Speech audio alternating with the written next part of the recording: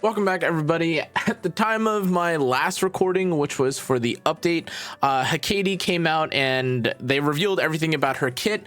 With this, we're going to be going over everything that they've announced. She looks like one of the most I don't even know if I'd say she looks disgusting, but this is maybe one of the most blatant counter characters I've ever seen in my entire life. But without further ado, let's get straight into everything about Hecate and why I think she's probably going to be a bit overtuned or maybe a little bit crazy. So first things first, as you're seeing from her stats, they're okay. She's got decently high HP, decently high defense, and her attack is fine. However, the reality of this character is that she's a warrior, she's grass, and especially since she has access to a self-imprint of attack percent, this is probably not going to be the most game-changing DPS character in the entire world, is what I would say if it weren't for the fact that she has a pretty stacked looking kit. To start things off though, she has 100% pen targets defense when she attacks. Thankfully, it can't crit or apply a heavy blow, which is okay, like a bit of a way to balance her kit. However, that first line there is kind of that line is quite insane. As you're seeing right at the top, it reads that enemy heroes cannot revive and they can't be granted immortality. So this effectively is just a hey, you can't play Lady of the Scales or Bloodblade Karen or Genesis Raz when this character's on the field. And listen, with just this line in the game right now, this is probably going to be like a character that in most cases people would try to force or figure out how to commit or play as like a counter or some sort of niche counter pick at the very minimum, like at the worst, because again, not being able to revive and grant immortality in a game where everything revives and has immortality is actually quite insane. However, you may actually be curious about how this character survives, because normally on something like a skill 2 or a passive, a character doesn't do more damage. They usually have some passive, especially when they're a warrior, where they can't be hit, or they have pen resistance, or they themselves get the immortality. Fortunately or unfortunately, I'm going to skip a little bit ahead here, but when you actually use her skill 1 on her turn, she has an attack that is it's like an extra attack, by the way, or I'm assuming it's like it's an extra attack, which I don't exactly know if this will work with the new set. I'm assuming it may or may not. Whatever the case is, it looks like Hecate herself is going to be a beneficiary of a lot of the new sets that are being released. That said, what I really want to focus on right here is that if you use her skill 1 on her turn, she puts herself into stealth for 1 turn and reduces her skill cooldown by 2 turns, which is obviously an absolutely ridiculous S1 passive. Now, normally, if you're a warrior character, you don't really have the luxury of being able to go into hiding. You have to give yourself invincibility, which can be stripped, or you can give yourself anti-crit or something like this. But being given stealth is actually kind of diabolical, especially because the character, though she's going to likely be tankier, or I guess more attack focused, if you're trying to deal more damage, she is still a warrior with a high HP base. And if you take a look at how much health the showcase Hecate has here, she has 18,000 HP, and you can't even hit the damn character. The last time we had something like this that where it felt super annoying was a character like Shu, but the difference is that Shu obviously has to, she gets the speed buff and she does injury, and not to say Shu's bad, but Shu is also not preventing any character in a revive meta from reviving. You know what I mean? So she looks a little crazy already, but we didn't even talk about her skill 3, which I think is also a fairly insane ability by itself, or in its own right. This first grants an attack increase to the caster, and again, to be clear, this is not just a self attack increase, this is a nuke, like a real bona fide nuke. Now, if this were prior to the update that we just saw, this line right here, which says begin the first battle with a full skill cooldown count, would actually be probably kind of balancing in order, or in terms of not wanting to have this character one shot or anything. And even in terms of the soul burn effect, honestly, like 10 souls for an attack increase, or like for a greater attack increase, doesn't really matter if you can't use, well, the ability itself, right? Begins the first.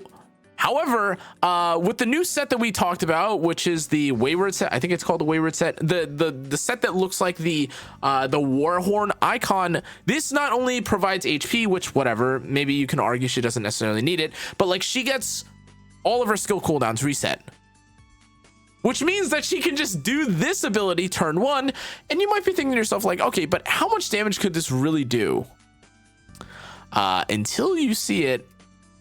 And that says 29,243 damage to Boss Arunca.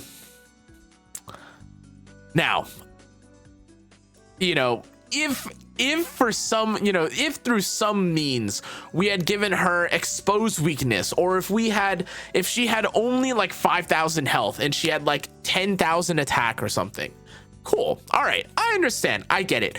This is a warrior that is stealth, that has 20,000 HP, does not let anyone on the enemy team have immortality or revive, which again, to be fair, is probably a nice shakeup to the meta.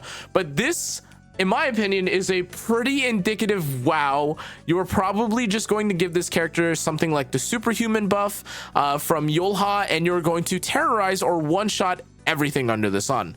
Now, if this weren't already obvious enough, you simply cannot just ban out every new character that comes out either. So yes, you know what? If you feel that this Hecate character is worth a ban, congratulations, you're now probably fighting against someone like the Boss Arunca, you're fighting against Setsuka, you're fighting against Yulha.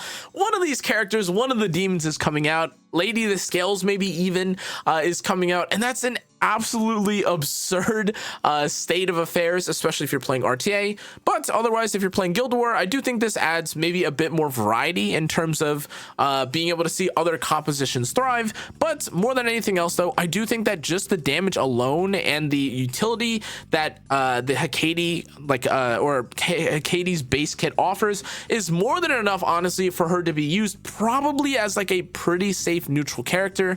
Of course, she isn't the fastest character in the world, and she doesn't start with the stealth at beginning of turn or something like that, so that is maybe something you'll have to consider. But in this day and age, with half of, again, the characters being able to revive, what I imagine is that since, again, with this S2 passive, you aren't restricting yourself from being able to revive or have immortality.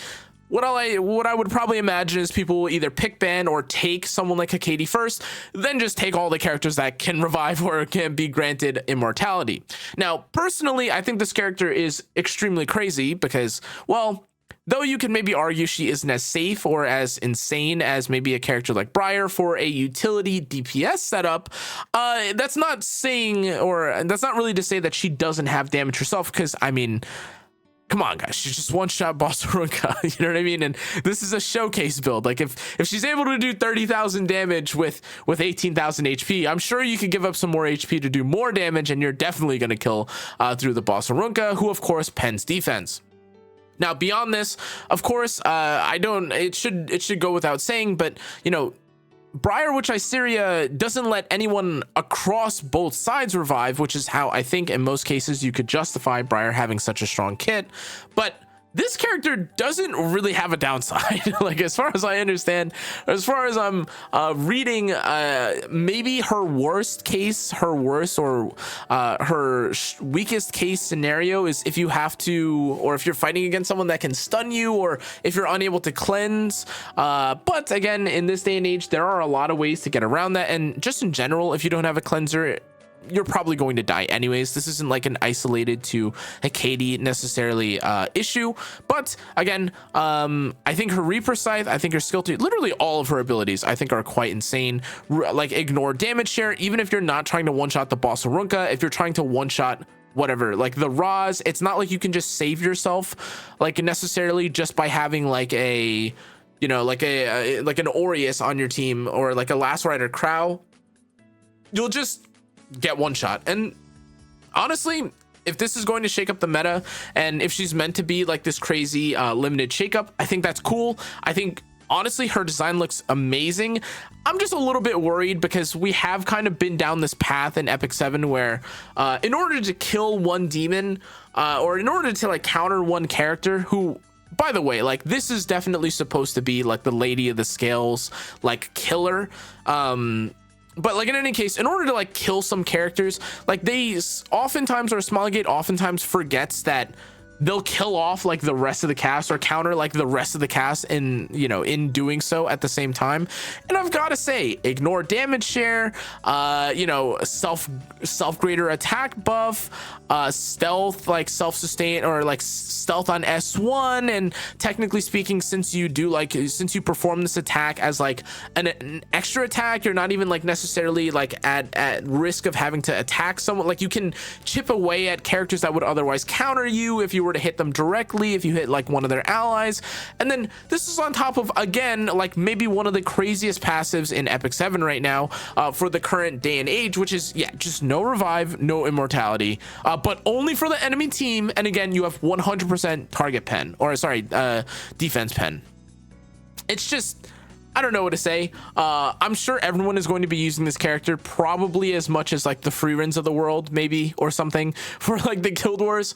Obviously there are going to be answers to this character, and I understand not every character is meant to be or not every character is going to be super OP, and I'm not saying that this character is infallible, but it sure does honestly kind of feel that way with, I mean, what I imagine to be people just taking the character, force banning, or like disallowing you or preventing you from picking any revive or immortality character, and then you basically having to ban the character or pick none of the relevant Maid Chloe, like no Ruel, no you know, Genesis Roz. You can't use Yule Hot. Like it's just a crazy, honestly, character. It's a crazy character who has so much coverage.